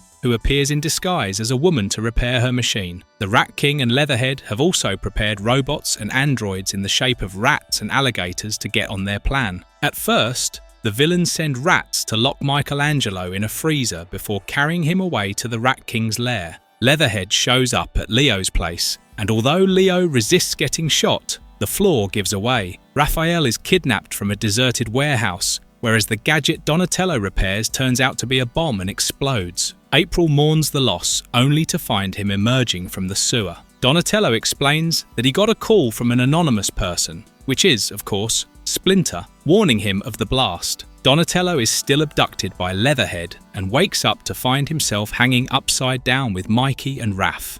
April follows the kidnapper and spies on them, but she gets spotted and the rats chase her. It is ultimately Splinter who saves April and comes down with her to save the turtles. Leonardo also appears completely alright, informing us that she had pretended to shout to get the voice right. Splinter further uses his mind-controlling abilities on the rats to make them destroy the robots. The villains scram, and Splinter reveals that he knew Rat King and Leatherhead were planning something, so he cooked up a bit of life. Season 5. My Brother, the Bad Guy. April reports on a break-in at the new fusion reactor facility, and the witness's description matches that of Shredder. Oroku Saki, aka Shredder, is currently on a crime spree, going in and out of Earth through the interdimensional transporter. He steals the diary of the Kojima brothers from the Ninja Hall of Fame in Tokyo, Japan. But who should be on his case? It's none other than Oroku's younger brother, Kazuo Saki, who is a policeman and is ashamed of his brother's criminal activities. Kazuo travels to New York in search of his brother, while the Ninja Turtles also get to business and start keeping watch on the reactor. However, one day they come across Kazuo, who mistakes the turtles as criminals clad in turtle costume. The misunderstanding is cleared pretty soon, but Kazuo's law-abiding, extremely rigid behaviour, which means following the traffic lights, hinders the turtles from catching Shredder. Moving on, Shredder creates solid holograms of the Kojima brothers and programs them with skills that he learned from the diary. Shredder sends Rocksteady and Bebop to position the hologram projector in the sewers to dispose of the turtles. Since the sewers are their favourite roads, and also since Kazuo Saki has fewer rules for sewer travelling, the turtles take the very scenic route to find Shredder's hideout, an abandoned warehouse. The turtles and Kazuo encounter the Kojima brothers, and as Kazuo leaves to confront Shredder, they use all their might to fight off the insanely powerful holograms. Sensei Splinter realizes something is wrong and comes up to help the boys, but Donatello finds the projector and destroys it. Meanwhile, Shredder mocks and teases his little brother before tricking him and cuffing him. Oroku then switches on the nuclear fusion reactor's super magnet to pull the Technodrome stuck in the Dimension X asteroid. The Turtles arrive at the hideout and are at first shocked to find out that Kazuo is related to Shredder, but they ask him not to be ashamed. During their tiff with Rocksteady and Bebop, the cuffs holding Kazuo break off and he fights back. Shredder and his thugs escape through the portal, but the Technodrome also leaves and appears in Earth's atmosphere. However, Donatello works his magic and reroutes the Technodrome to crash in the Arctic. The Turtles and Kazuo discuss Shredder's future in the sewers, and Splinter warns that perhaps Shredder will never change, but so would Michelangelo, who still prefers pizza over something new, like a sushi platter. Planet of the Turtleoids. The episode opens with the Ninja Turtles witnessing a sumo wrestler with weird tattoos breaking into a pet shop and looking for a home. The Turtles quickly try to apprehend him, but it proves a task. Tattoo the sumo wrestler proves to be a dummy as he entwines himself with a live wire and gets electrocuted, which turns him into a hamster, and he gets inside a cage with others. The Turtles understand that it is one of Shredder and Krang's misfires, but Donatello also looks upon a few pet turtles and wonders what life would have been like if they had just been turtles. Meanwhile, Krang and Shredder want to steal a ruby that can refocus Krang's heat ray and help free the Technodrome. However, they need more mutants to break into a museum and steal the ruby. On the other hand, down on his luck, Vernon encounters a talking turtle, but several heights smaller than the teenage ninjas. He panics and flees, making the turtleoid named Kerma bewildered. Upon Shredder's orders, Rocksteady and Bebop take the transportation module to the City Wild Animal Park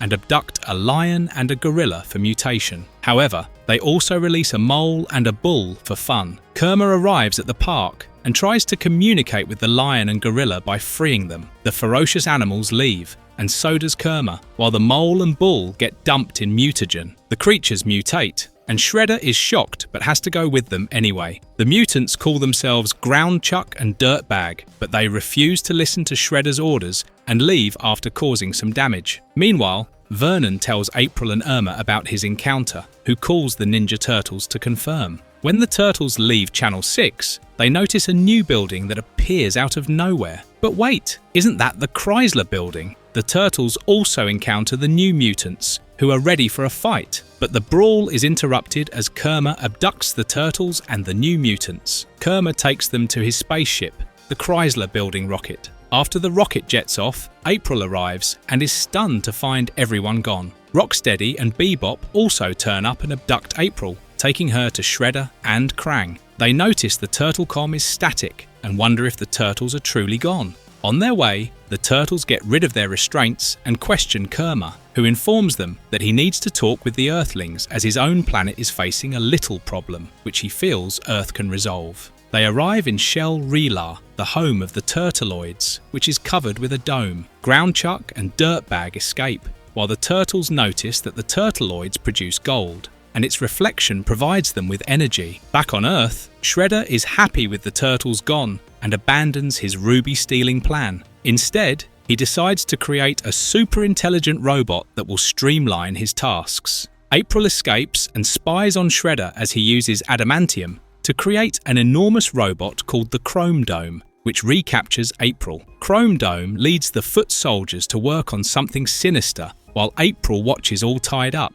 Meanwhile, the Turtles learn that the small problem is a gigantic two-headed dragon called Herman the Horrible that keeps on attacking for gold. On the other hand, the Ninja Turtles explain that all the Turtleoid shifting to Earth is not a good idea, as it would lead to severe outcomes. The Turtleoid Council takes offense at the visitors and imprisons them, but the Turtles escape. This happens just when Donatello finds it a peaceful and better place to live. The Turtles decide to sabotage Herman's weapons before he returns, while the robot befriends Groundchuck and Dirtbag. employing them to bring down the protective shield. The duo enters the dome after fooling the innocent turtles and shuts off the seal, whereas the turtles fight Herman and realize it's just a robot. In classic Scooby-Doo style, the turtles behead the dragon and find it's actually a robot run by two corrupt turtleoids that were just sick of using gold just for energy. The Ninja Turtles also recaptures Groundchuck and Dirtbag before making it back to Earth. By this time, Shredder and Krang have built a mini Technodrome. However, the Turtles get rid of both the Technodrome and Chrome Dome before the Turtleoid returns.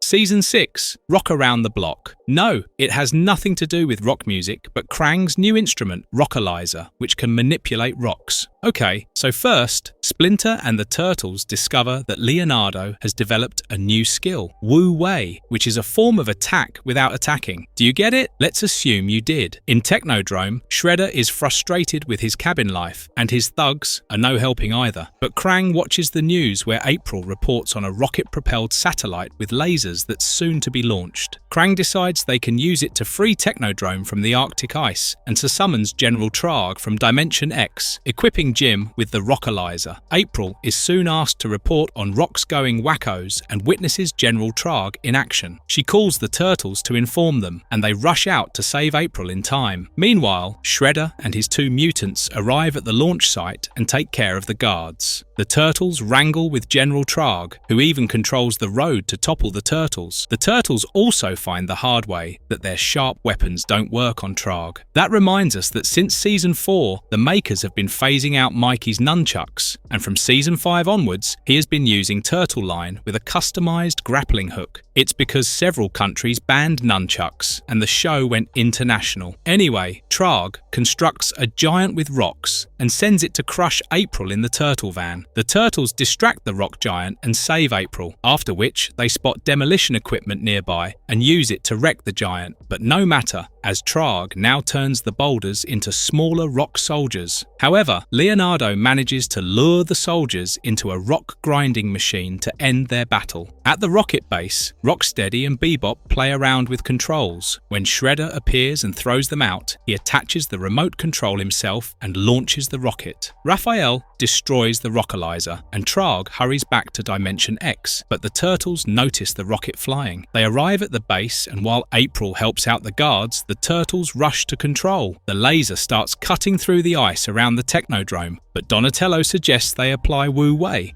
It works as Rocksteady and Bebop accidentally destroy their own console, and all the ice gets completely melted, which results in the Technodrome falling into the water. You idiot! Krangestein Lives. Michelangelo has developed a new addiction to a Star Trek video game, so much so he is avoiding practice. Rocksteady and Bebop have also tuned into the same game while Krang fine-tunes his android body. When Bebop accidentally layers the android body's microchip with peanut butter and chews on it, they decide to replace it with the microchip from the video game. This causes the body to go out of control as it wrecks the Technodrome and escapes into New York. Okay, so how did it travel to NYC so soon? Shredder, Rocksteady, and Bebop take the transporter module to find it, but Shredder falls into a pit and loses his memory. April calls upon the Turtles, and fighting the android body proves to be a great challenge. Elsewhere, Shredder unintentionally saves a man from thugs in the alley, and the Grateful Man employs Shredder as a foreman in his firework company. The show definitely took employment too lightly. However, Shredder's inner personality doesn't change, and he starts creating a massive explosive that will help him take over the city. There was supposed to be an episode called Shredder in Love, and even Renee Jacobs recorded lines for it. However, it did not pass the script stage, and rumours suggest it would have involved a love potion. So my guess is that Shredder fell in love with April. In the meantime, the Turtles managed to wring out information from Rocksteady and Bebop. Donatello tries to switch off the body, but instead, it causes the body to expand and shrink randomly. Whenever the body expands, it starts inflicting more damage on the city. Fortunately, Michelangelo realizes that the android body has the same chip as his game, and he manages to plug it into the body and control it. Meanwhile, Shredder takes the canister to City Hall, where the Turtles confront him. Vernon tries to interview Shredder and inadvertently knocks him down the stairs, but Shredder once again remembers everything. Michelangelo arrives with the android body and uses it to overthrow Shredder and his mutants. The Turtles also toss the canister into the android's belly, and when it shrinks, the explosives go off. Krang gets furious as he is once again without a body. The Turtles acknowledges Michelangelo's gaming skills, but as he overloads the game, the console explodes, bringing an end to his gaming.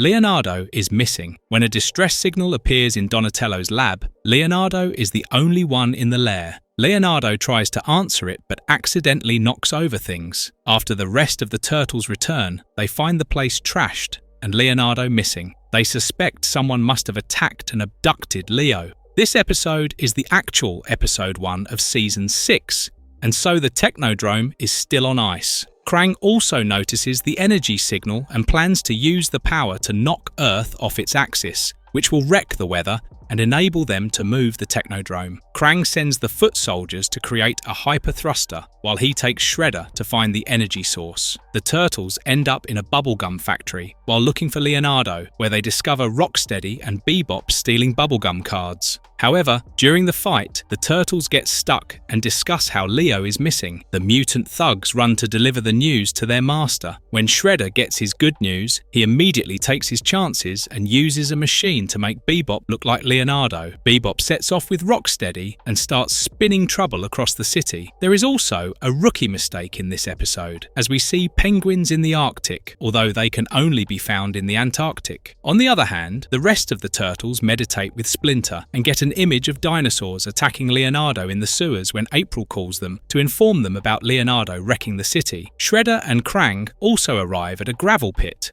where the energy signal is the strongest. They go down the pit and find an underground tunnel with shiny power cells. In the city, the other Turtles recognize Bebop's voice and apprehend the false Leonardo, who soon changes into his actual appearance. As the Turtles tie up the thugs, they reveal everything, including Krang's plan. The Turtles venture into the gravel pit where bipedal dinosaurs from their vision approach them. However, they turn out to be friends, befriended by the real Leonardo. The dinosaurs explain that they are an underground civilization, invested in saving endangered species and lives in Earth's core, but they cannot leave without the power cells that are taken by Krang. It's now time for the final confrontation as the Turtles and dinosaurs destroy Krang and Shredder's machine. The dinosaurs refuse to attack any living creature, but the Turtles assure us that the foot soldiers are robots. Together, they take down the villains who escape once again. The dinosaurs leave after getting the power cells back. The episode ends with Splinter asking Leonardo to leave a note next time.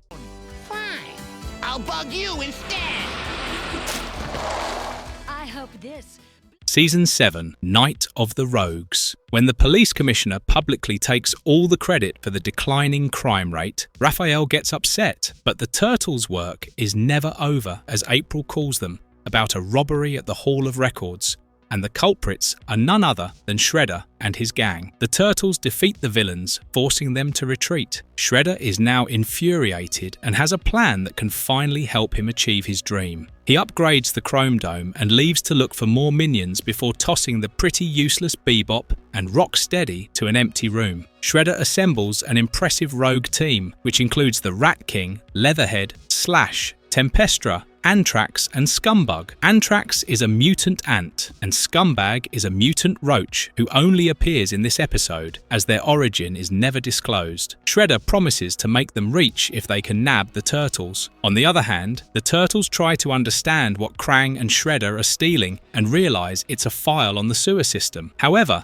they have to abandon their investigation as they get attacked by Shredder's rogue gallery. The Turtles try to battle it out with the villains, but are immensely outmatched. so they make the best decision they can take so far. That is, run for their lives. Now that the turtles have escaped, the villains decide to wreck the city to lure out the turtles. The turtles realize it's a trap but still respond, and as expected, they get caught one by one, with one Vernon. Meanwhile, Krang and Shredder have got their hands on a pirate spaceship filled with jewels, gems, and other precious items. Apparently, the spaceship had crashed on Earth before New York was built, and so it was hidden in the sewers. With the turtles all captured, Splinter takes action and calls up all the allies, including April, Irma, Zack, and Casey Jones. They snoop on the villains and follow Chrome Dome.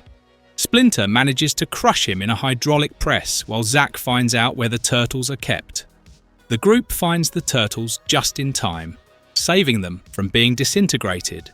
As Shredder and Krang lift the spaceship, the turtles appear and throw the disintegrator device inside the ship, destroying it. The rogues, waiting for their wealth, get furious and attack Shredder and Krang, forcing them to flee. Rocksteady and Bebop come to their boss's help, proving their loyalty. The turtles try to catch the rogues, but they too escape and go their own way. The turtles become grateful to the humans, well, except for Vernon, who complains to them for not saving him.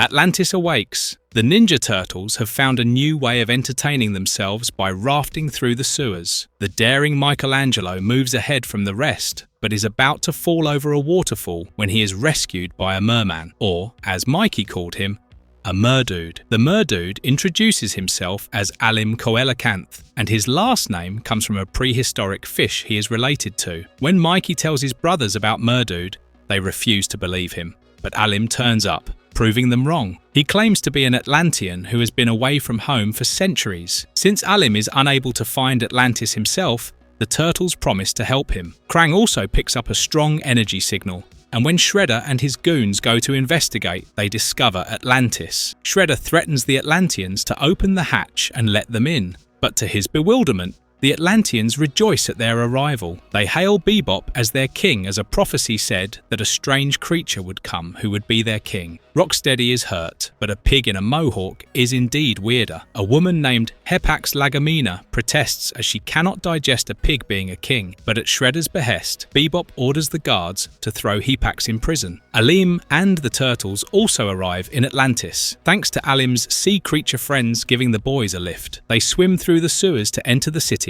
and are mightily surprised to see Bebop as king. In the Archie comics, the merdude is a prehistoric boy who mutated into a merman. The group finds Hepax imprisoned, and she recognizes Alim as their true king, as he is the strange creature that breathes water. Alim and the turtles try to free Alim, but the guards appear, and Alim calls on his friends again for help. Meanwhile, Shredder finds the Star of Atlantis stone and plans to steal it for Krang. He also plans to use Bebop as a puppet to rule Atlantis. However, that proves impossible, as Bebop doesn't listen and orders the guards to restrain him. Shredder manages to win Bebop's subjugation by threatening to destroy his stuff. At Hepax's suggestion, Alim appears before Bebop and challenges him to a combat that will happen at the arena. Bebop agrees, as a wise Atlantean informs that refusing would be forfeiting the crown. In the meantime, Leonardo and Michelangelo fight Rocksteady and imprison him with a trick while they free Hepax. Alim was having trouble fighting, and when Hepax arrived, she drew his attention to the trident which only the true king could weld. Alim uses the trident to defeat Bebop. The turtles and Alim then try to stop Shredder from leaving with the Star of Atlantis. The Playmates, action figures and the Archie comics featured Merdude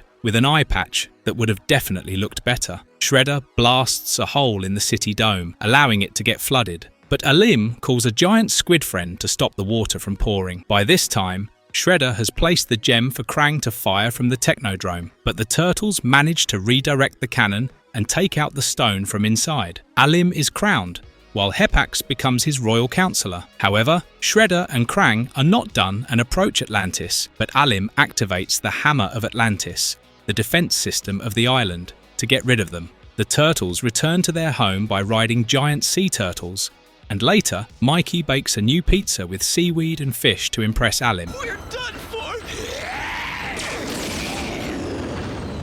Shredder triumphant.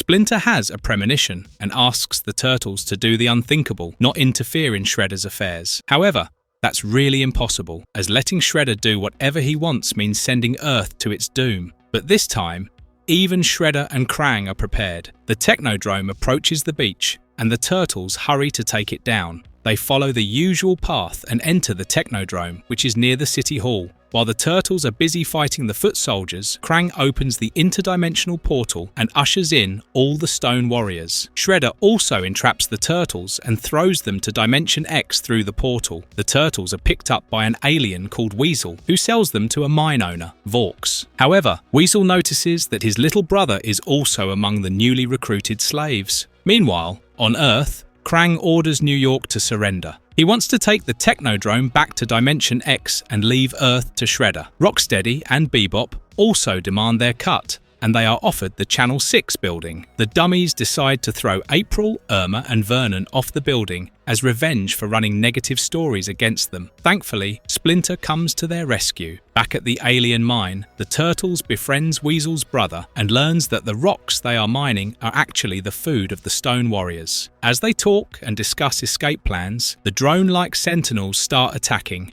and Vorks orders the rebels to be fed to the Great Charg. However, Weasel comes to their rescue, especially for his brother. The Turtles start a rebellion and try to find an interdimensional portal. But since they cannot find one, they contact Shredder and trick him into bringing them back for combat. At the same time, Splinter, Irma, and April are also able to get a hold of Krang and damage his android body. Irma Langenstein goes full Rambo on Krang, but she is a character created only for the series. Irma was later adapted to both the future comics and future shows. The Turtles fight. Shredder and Donatello tinkers with the Technodrome. Michelangelo also uses the holographic generator to appear as Krang and recalls the Stone Warriors to the Technodrome, while the fight between Shredder and the Turtles extends to the street. At Channel 6, Vernon was supposed to guard the tied-up Rocksteady and Bebop, but they managed to scare him off and escape. When an interdimensional portal suddenly appears, the Technodrome passes through it while Shredder, Krang, and their two mutants are stranded on Earth. Clearly outnumbered, the group escapes on a truck, but Splinter warns them that they will be back, with orders to arrest all the mutants on site. Titanus escaped through a time machine and now wants to recreate the future in the present. When April arrives, Crackus recognizes April and thanks her for saving his life, technically for ensuring he is born, as apparently April has saved Crackus's dad's life. He also informs that April will be famous in the future, but doesn't explain how. Crackus realizes the Turtles are good guys and joins them to go after Titanus and also protect April. The last 3 seasons seem to be more action-faced, which was the original idea of writer David Wise. It became more comedy-centric from the 2nd season, but personally, the fun, self-aware writing of the past few seasons made for a more brilliant watch. Titanus also learns about the location of Flux Transformer, but gets nervous after hearing about Crackus. Turtles also learn that the Flux Transformer will be kept on a remote island that can only be accessed by air. On their way, Crackus gets attacked by the mutants, who blast off his armor and uniform, while April is kidnapped. The jetpack-wearing mutants pick up the Turtles and drop them in a speeding river, but the Turtles manage to get on the bank. However, the mutants steal the Flux Transformer. As the Turtles make it back to the city, they find Crackus and travel to the Havoc headquarters, where they find Titanus's message explaining his evil plans and that April will be killed soon. Now that he has no equipment to fight or return to the future, Crackus requests the Turtles to mutate him. The Turtles transform him into a gigantic troll-like creature. Crackus proves extremely powerful, where even molten steel doesn't affect him. He also rescues April, while Turtles manages to find Titanus just as he opens a time portal and calls on his mutant army. Thankfully, Crackus arrives and helps the Turtles take down the mutants, but before he can fling Titanus, Crackus returns to his human self. Donatello explains that he temporarily mutated Crackus. But no worries, the Turtles managed to fling Titanus through the portal into prehistoric Earth. Crackus also returns to the future through the same portal, and although Titanus is gone, the Turtles still need to take care of the mutants loose on the streets. It's another mutant, dude!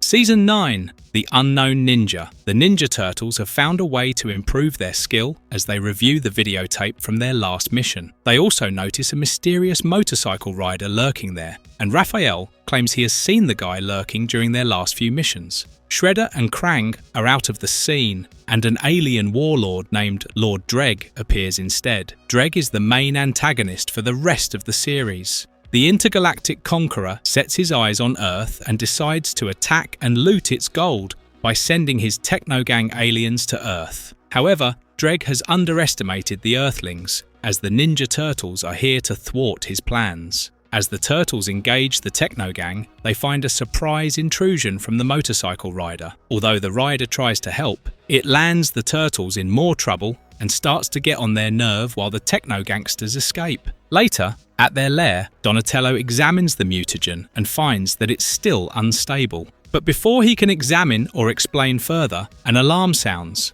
and the Turtles discover that the mysterious guy is in the sewer. The Turtles manage to trap him, and it's revealed to be a young guy named Carter. Carter claims he wants to be a disciple of Sensei Hamato Yoshi and learn the techniques of the Foot Clan. Splinter appears, but Carter doesn't seem to know it's Yoshi, so Splinter introduces himself and accepts Carter as his student. Meanwhile, Dreg decides to use Earth's own primitive technology on the Earthlings. He projects a laser ray that hits the Robocops, Intimidators, which are supposed to detect criminal intentions. April O'Neil is attending the conference where the Intimidators are demonstrated, which is when the robots turn haywire. April is now an independent reporter, and so Byrne, Vernon and Irma no longer appear in the rest of the series. April informs the Turtles of the attack, and they rush out, but the Turtles and Splinter stop Carter from joining them. Mikey wears the Turtle comm and asks Carter to watch the action through the monitor.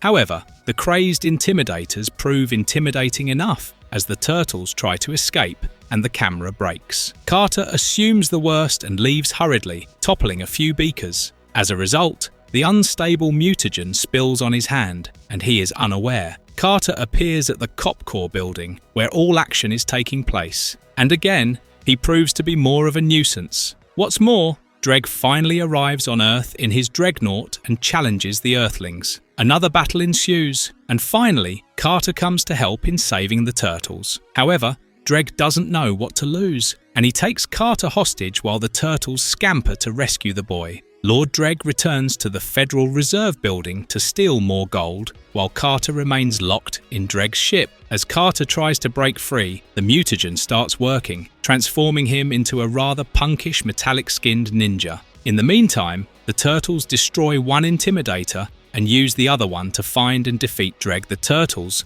and Mutant Carter defeat Dreg's soldiers, forcing him to retreat, but he promises to come back for revenge. Who doesn't? However, with no sign of Carter, the Turtles believe he perishes, and even the mystery mutant is nowhere to be seen. As the Turtles lament inside the lair, Carter turns up as his own self and keeps his mutant turn a secret.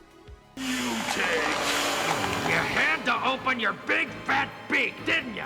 Doomquest. Lord Dreg has managed to portray the Ninja Turtles as terrorists, and the Techno-gang searches for them throughout the city. But this is not the only problem. The unstable mutagen is causing the Turtles to randomly hulk out in monstrous versions of themselves. As Leonardo and Raphael mutate, they attack the Techno-gangsters, and the people get frightened. The Turtles also return to their original self pretty soon as the others rescue them. Carter berates them for their behaviour, and Donatello notes that the mutation is lowering their emotional intelligence, making them more aggressive. Splinter further warns that they might have to sacrifice a lot at this point. Meanwhile, Dreg receives a delivery of the Vortex Crystal that can warp space and time, allowing him to assemble an armada. Dreg takes his deception to another level as he pretends to give the crystal to Earthlings as a source of unlimited clean energy, but April is ready to find evidence and expose him to the crowd. But that can wait, as an enormous ship appears overhead,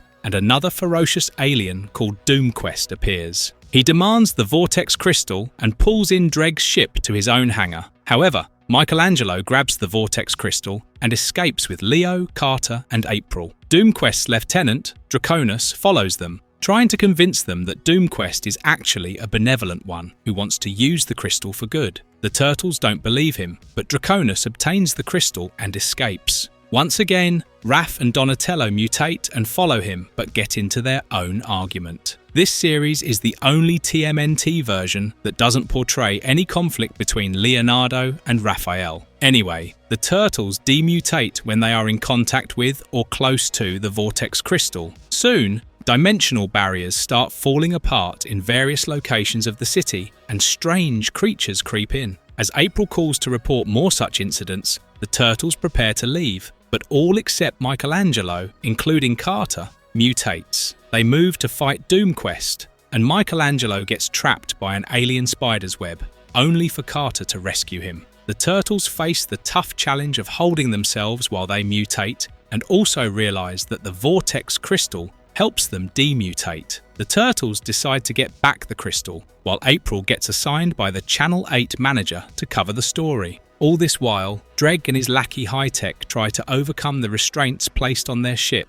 The Turtles and Carter finally enter DoomQuest's ship, and although they find the crystal, they also find DoomQuest waiting. Fortunately or not, all the Turtles mutate this time, and instead of attacking DoomQuest, they fight themselves, entertaining DoomQuest. Carter manages to calm them down and demutate the Turtles by using the Vortex Crystal. Suddenly, the Dreadnought appears, and the battle for the Vortex Crystal continues. The Turtles use all their might to stop the creatures from unleashing their wrath on Earth, and ultimately, Leonardo throws the crystal against DoomQuest's ship. This is the sacrifice that Splinter was talking about. As the crystal shatters, all the Dark Realm creators return to their own world, while Dreg and his followers quickly escape lest they get dragged to the Dark World. April finally reveals the truth about Lord Dreg to the public, and Carter shows them that all hope is not lost, as his blade has crystal dust all over it which they can use to stabilize their mutation. But that can wait, as Raphael points out that with the turtle van out of commission, they must hail a cab.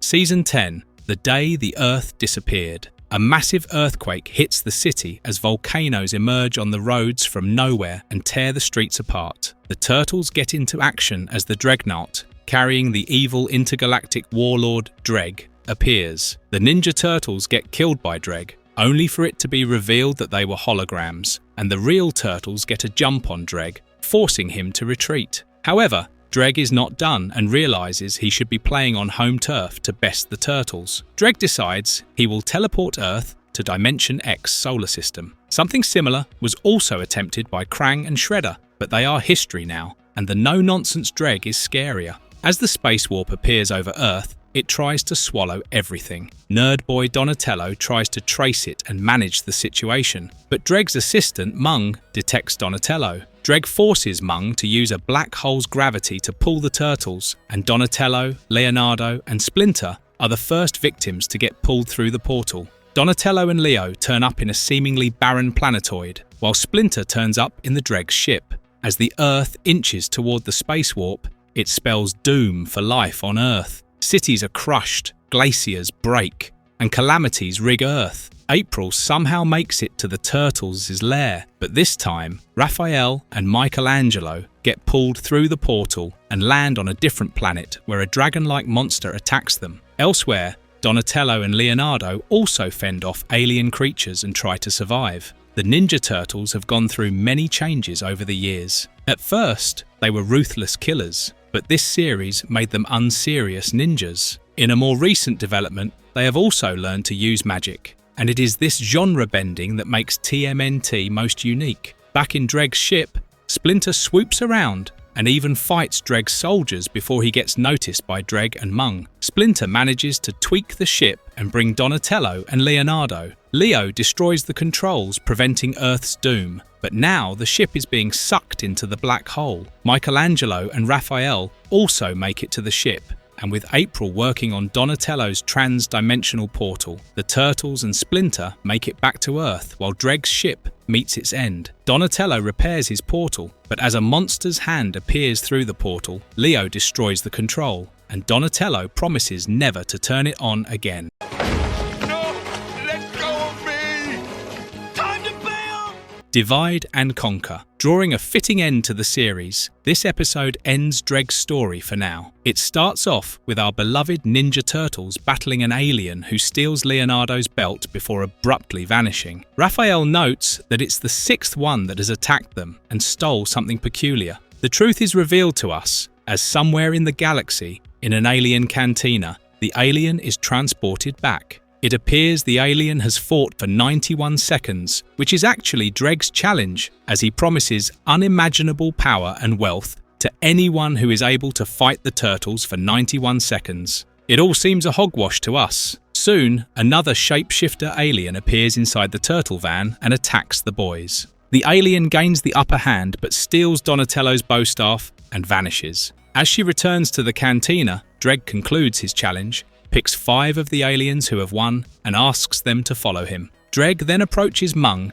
and demands a container of microbots that Mung has prepared. Mung advises against it, but Dreg has become madly obsessed with killing the turtles as he attacks Mung and collects a vial of microbots anyway. Dreg uses the microbots to create a morphogenesis exoskeleton for himself and then uses it to absorb the aliens, which was his plan from the start. Meanwhile, at the lair, Splinter teaches the turtles a last martial arts move called the Flying Claw, which will make them truly invincible. As Dreg beams down on Earth, the turtles rush off to fight him, but with his new powers, the turtles are no match. They manage to escape from Dreg's clutches into the underground, but Dreg uses his X-ray vision to stop them. The turtles also manage to evade him and then get into a discussion about how they can battle their foe. In the meantime, Dreg kidnaps April and calls the turtles to inform them of the same. The turtles split into 2 groups. Donatello and Michelangelo use the trans-dimensional portal to visit the destroyed Technodrome and retrieve Krang's robotic body to fight Dreg, whereas Leonardo and Raphael scurry to save April. In this last season, Raphael was voiced by Michael Gough instead of Rob Paulson. Fred Wolf wanted the cast to record the voices together in the same room, and it was so crucial to him that often actors were temporarily replaced if they couldn't make it during recording. Quirky, right? Weird android monsters living inside the ruins of the Technodrome attack the turtles, and one looking exactly like the android body. They still succeed in their mission and return, whereas Leonardo and Raphael make a narrow escape as they rescue April and run from Dreg. Fortunately enough, Mikey and Donatello appear inside the belly of Krang's android body and stop Dreg. Since they have only a few minutes before the body shrinks and collapses, the turtles use the flying claw technique to grab Dreg while they exit the body. The turtles shove the android and Dreg through the portal just before the body explodes. Later, Splinter proudly proclaims that the turtles have now become his equal and there is nothing they can't handle. Well, except Donatello's cooking. Marvelous verdict. Teenage Mutant Ninja Turtles 1987 is just like a pizza done right. It was fresh out of the oven and had a warm, tangy base topped with several wacky characters and plots. It's silly, it's smart, and it gave the 90s children a lore that transcended generations. The show often felt like a parody, but even that's done in the most appetizing manner. Be it Raphael's in-your-face remark or Michelangelo messing up, the Teenage Mutant Ninja Turtles gave us something refreshing. What are your views on our motley group of ninjas? Who is your favourite? And what other TMNT versions are you all ready to fight for?